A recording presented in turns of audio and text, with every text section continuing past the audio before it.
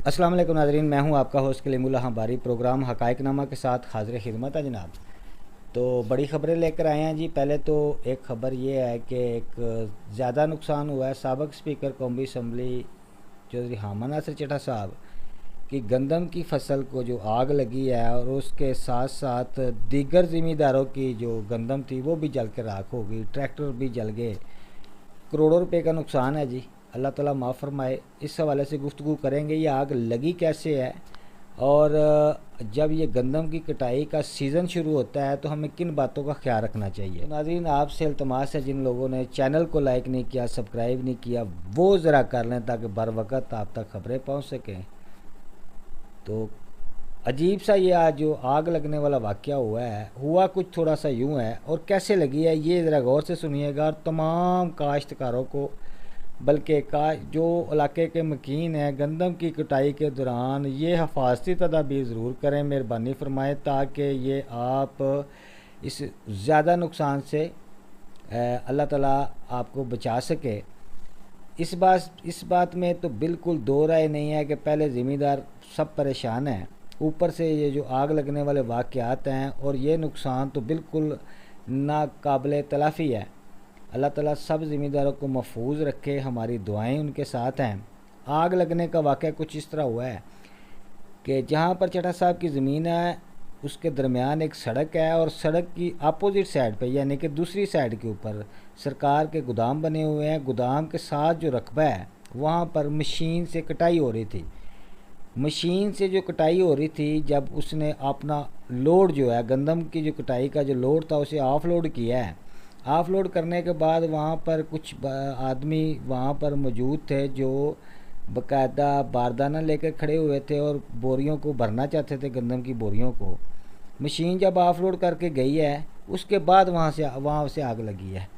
अच्छा, अब सोचने की बात यह है कि जब मशीन से, अक्सर ये होता है कि मशीन का कोई बैरिंग टूट गया, कोई इस तरह का कोई मामला हो गया, वो चूँकि गर्म होता है, वो नीचे गिरता है या टूट के फसल के अंदर जाता है, तो उससे उससे फसल को आग लगने का अंदेशा होता है। मगर प्रॉपर वहाँ पर मशीन चलती रही है, और जब ये आग लगी है, मशीन चल रही है। अब दूसरा तरीका ये है कि जो हमारे आड़ती हजरात होते हैं, जो बंदे बेचते हैं, जिन्हें पल्लेदार कहा जाता है, वो पल्लेदार जितने भी वहाँ पर आते हैं, वो सारे सिगरेट नोशी करते हैं, जितने भी होते हैं वो तकरीबन वो सिगरेट नोशी करते हैं। अब वो कभी इम्कान है कि जो जो पल्लेदार हैं, उन्होंने वहाँ पर सिगरेट पिया है, सिगरेट पीने के बाद वहाँ पर फेंका है, और सिगरेट से ये आग लगी है। होना तो ये चाहिए कि जब भी जो अहम बात है इस प्रोग्राम के हवाले से मैं शेयर करना चाहता हूँ, होना तो ये चाहिए कि जितने भी पल्लेदार फसल को उठाने के लिए वहाँ पर जाते हैं, वो मेहरबानी करें, ज़िम्मेदार जो वहाँ पर मौके के ऊपर खड़े हैं या जो आड़ती खड़े हैं, उनको सख्त तरीन हदायत करें कि आपने गंदम की जितनी देर तक कटाई होनी है या गंदम उठानी है, कोई बंदा वहाँ पर सिगरेट ना पिए। अगर 1-2 घंटा वहाँ पर गंदम की कटाई के दौरान सिगरेट नहीं पिएगा तो मर नहीं जाएगा। और अगर वो चाहता है कि मैं सिगरेट पीने के बगैर मर जाऊंगा, तो कोशिश करें वो उस मरने वाले बंदे को कहें कि तू बेटा घर चला जा, तुम्हारी ज़रूरत यहाँ पे नहीं है, यहाँ पे लाखों करोड़ों का नुकसान है। बरूद है जो जी, पेट्रोल है गंदम को कहा जाता है, पूरे साल की मेहनत होती है, और जल के जब राख हो जाती है, ये तो उस ज़िम्मेदार से पूछें जिसकी गंदम जल के राख हुई है। उस सिगरेट पीने वाले से मत पूछें। सिगरेट पीने वाले ने तो अपना काम कर दिया। तो ज़रूरी तलकीन ये है कि आड़ती हजरात, ज़िम्मेदार हजरात, जितने पल्लेदार जाते हैं, जितने मशीन के साथ करिंदे होते हैं, उनको सख्ती से मना करें कि अल्लाह के वास्ते यहाँ पे आपने सिगरेट नहीं पीना। और तमाम शहरियों से भी गुजारिश है कि जहाँ जहाँ गंदम के खेत हैं, जब आप ट्रैवल करते हैं, किसी भी मोटरसाइकिल के ऊपर करें, गाड़ी के ऊपर करें, ट्रकों के ऊपर करें, जिस चीज़ के ऊपर भी आप ट्रैवलिंग करें, थोड़ी सी मेहरबानी करें कि आप सिगरेट बाहर मत फेंकें। तो अगर सिगरेट पीना है तो महफूज जगह पर खड़े होकर आप सिगरेट पी लें, ताकि बेचारे जो ज़िम्मेदार हैं उनकी साल की फसल का नुकसान ना हो। अच्छा जी, हुआ कुछ यूँ है कि वो वहाँ पर जो सिगरेट पीने से या सिगरेट फेंकने से कभी इम्कान है जी, ये जो हमें नज़र आ रहा है कि वहाँ पर फेंका गया, वहाँ से आग लगी है। अच्छा, बदकिस्मती, ये एक दूसरी बड़ी बदकिस्मती है कि 1 घंटे बाद फायर ब्रिगेड पहुंचा है। गखर भी फायर ब्रिगेड का एक पॉइंट है, वज़ीराबाद भी पॉइंट है, अलीपुर भी। मेंबर जो नेशनल असम्बली हैं मोहम्मद अहमद चट्ठा साहब, उन्होंने अलीपुर चट्ठा में भी एक पॉइंट मंजूर करवाया था। करवाया तो उन्होंने अहमदनगर में भी था, पॉइंट एक अहमदनगर में भी मंजूर करवाया गया था, ताकि बहुत सारे जो काश्तकार का जो इलाका है, ताकि कोई भी मसला हो तो अहमदनगर, वज़ीराबाद और अलीपुर के दरमियान में अहमदनगर दरमियान में आता है। अगर यहाँ पर गाड़ी खड़ी होती तो विद इन 15 मिनट या इससे भी कम वो उस जगह पे पहुँच सकती है। मगर आज वाले वाक़े के अंदर जो फायर ब्रिगेड की गाड़ी है वो 1 घंटा लेट पहुँची है।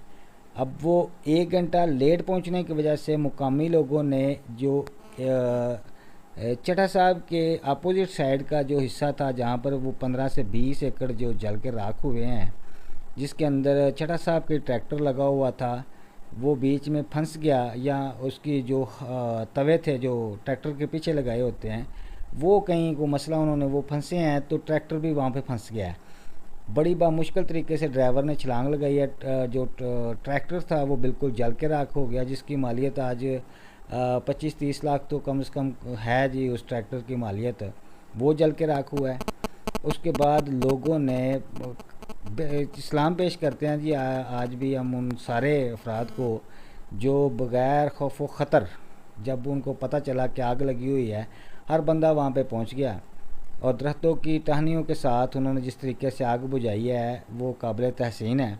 बड़ी बामुश्किल से, हालांकि वो जितना भी वो जो हिस्सा है जहाँ पर 15-20 एकड़ जले हैं, वो तो 500-700-800 एकड़ का एक ही वो खाता है सारा। तो वो अगर वो आगे चली जाती तो बहुत बड़ा नुकसान होना था, मगर लोगों ने ये बचा लिया है।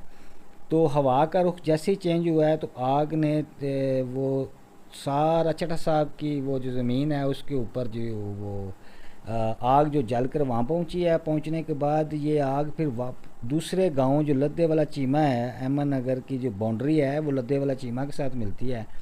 उस गांव के जो ज़मींदार थे उनकी ज़मीनें भी जो है ना इसमें जली हैं।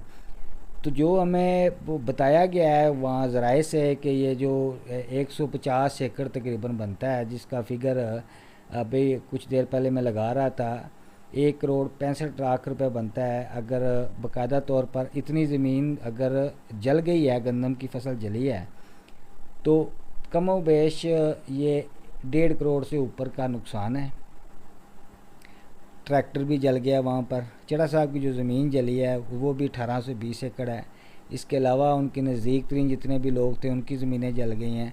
एक जो हल्की सी 2 चीज़ों की आज के प्रोग्राम में हमने निशानदेही करनी है। एक तो सिगरेट मेहरबानी फरमाए, दूसरा सरकार भी एक मेहरबानी फरमाए। पहले तो उन्होंने कहा था किसान एक माफिया है, तो इस माफिया की खातर जब पहले रेट नहीं है, रेट के हालात इस तरीके से हैं, अगर आप इन दिनों के अंदर 1122 की गाड़ियां जो फायर ब्रिगेड वाली हैं अगर बर वक़्त क्विक रिस्पांस दें तो मेरा ख्याल है कि आग पे काबू पाया जा सकता था। आज के दिन तो ये मैंने महसूस किया है कि अगर 1122 बर वक़्त आ जाती तो आग पर काबू पाया जा सकता था।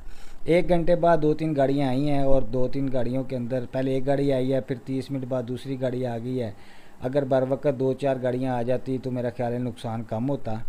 मगर जी ये एक तलकीन है कि मेहरबानी फरमाएं, जब भी इस तरह का कोई मामला हो, सिगरेट का अगर ख़ास तौर पर मामला हो, तो उससे थोड़ा सा आप इन दिनों के अंदर परहेज़ करें।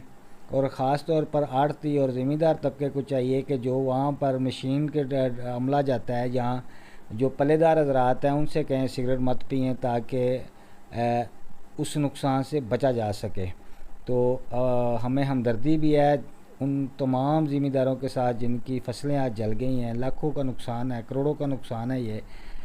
तो अल्लाह ताला इसके बदले आपको कुछ नेमल बदल अता फरमाएगा और अल्लाह ताला आपको सब्र दे। तो आइंदा प्रोग्राम तक के लिए अपने होस्ट कलीमुल्लाह खां बारी को इजाज़त दीजिए। पाकिस्तान पे जिंदाबाद, पाक फ़ौज जिंदाबाद।